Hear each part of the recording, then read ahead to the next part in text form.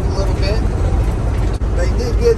We got a 13 speed in this one, so it's really nice to be able to do those little half gears on the high side. You know, this did have the DPF, which is not the DEF. Just basically add diesel and go.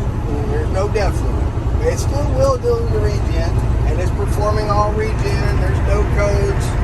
It's running out quite nicely. Got I think 75 mile an hour cover.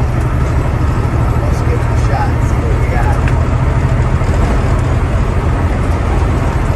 Yeah, so 77 mile an hour, and it's driving out very smooth. Injectors are all nice, kicking in well.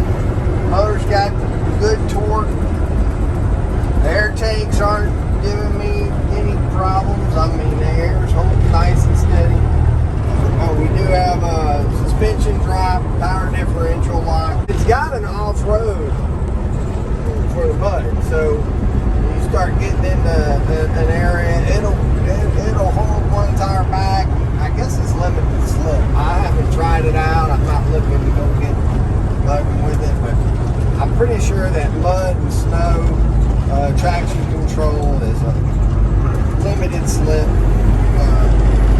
One tire spins, the other tire locks, and you brake on and on the steering wheel. That'd be a good spot. Okay, let's see. Gotta get on up to speed. Get on up. Get on up. Alright, come on. Let's see. I hear it. It's pulling us back. This little truck right here is a 13 speed and the ISX Cummins. I think that's a good mix. It's a very well-known motor, very well-known transmission. 13 speed, man, most drivers fall in love with them, you know, to be able to sit there and just split a gear on each one of those high holes just so you can get the right and incline. It's nice. It did have a cam that we put in this thing not long ago, $6,000 worth of over-rack, and the truck's been running great. It runs out 75 miles an hour, does what it's supposed to do, brakes, stops, Jake's working.